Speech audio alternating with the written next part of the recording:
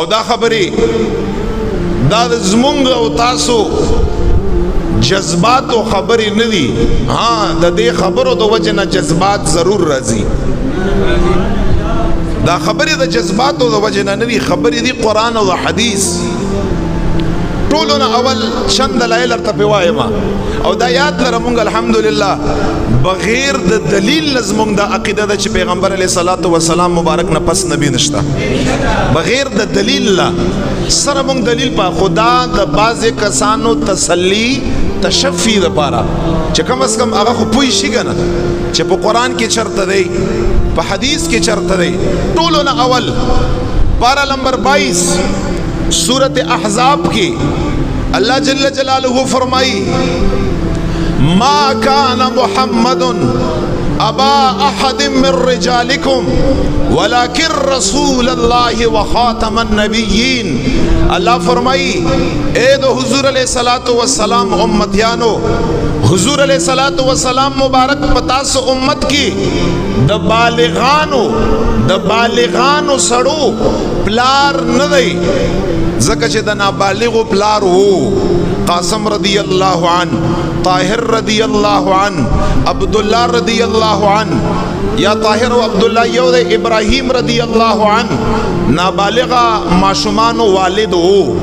اگرچہ اگا وفات شو شپاڑو سمیاشتو پا عمر کی، ذکا آیات ترجمہ دا سکو مونگا چہ اے دا نبی علیہ السلام امتیانو پتاسو کے نبی علیہ السلام دا بالغ سڑو پلار ندئی، ولیکن رسول اللہ و خاتم النبیین، لیکن رسول اللہ دے اوپر رسولان و انبیاء کم دا رب لا یزال اخیرہ نئی نبی و رسول دے رب قرآن میں فرمائی. دین پس رسول و نبی نشتا. اس کے دلتا دا نور خلق چاگیتا احمدیہ ڈلویل کئی، اگا مرتدان کافران کلاب النار مرزائی ورطویل کئی، قادیانی ورطویل کئی. اب دلتا ارتا خاتم النبیین دیر مانا گانیو کا چه خاتم النبیین دا مانا دا او خاتم النبیین دا مانا دا. زمونگ دا ایمان دے چی پا یو مانا کی مرسر نمنو. خاتم النبیین یو مانا دا چی پا غیبان دی اتفاق دا صحابوم دے، اتفاق دا علماؤم دے، اتفاق دا علماء لغتم دے، اتفاق دا محدثین و مفسرینم دے. او اگه یو مانا دا و مانا دا دا چی رسول کریم آقا علیہ السلام نا پس نا نبی شتا و نا رسول شتا او نا پا یو مانا کی تر قیامت پوری موجود ہوئی داشی.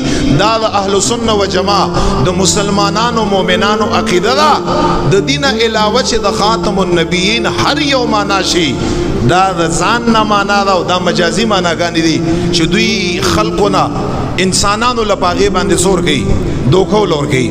لہذا دا یو واضح دلیل دے بصورت احزاب کی چہ دا پیغمبر صلی اللہ علیہ وسلم نباد بالکل نبی اور رسول آغا نشتہ دے تر قیامت پورے. او آغا اختتام دا نبوت او اختتام دا رسالت بچا باندے شوائی پا حضرت رسول اللہ صلی اللہ علیہ وسلم باندے. دوئیم آیات کی قرآن کریم پارا نمبر 5 سورت نساء کی خدای پاک جل جلالہ دا سے دیر آیاتون نور دی، خدا اغی نظر تا چند وائمہ. خدای پاک جل جلالہ فرمائی یا ایوہ الناس انی رسول اللہ الیکم جمیعا. قل یا رسول اللہ مبارکہ تقبل امت ہوا یا ایوہ الناس اے خلقو چی سمرم موجود یہ انی رسول اللہ الیکم جمیعا. زد اللہ جل جلالہ طرف نستاسو تا رسول یما خو رسول دستاسو طولو یما. اس زمانے نا وخلق قیامت پوری چی سمر خلقو راجی دو طولو خلقو رسول یما. قرآن کے سفر فرمائی انی رسول اللہ الیکم جمیعا. جمیعا مانا دا طول، چې څومره خلق دي څومره انسانیت دی او هغه انسانیت تر قیامت مازیګر پورې راځي دغه ټولو خلقو د پاره زه رسول ما. او بیا قرآن کې الله فرمایي وما ارسلناک الا کافة للناس بشیرا ونذیرا.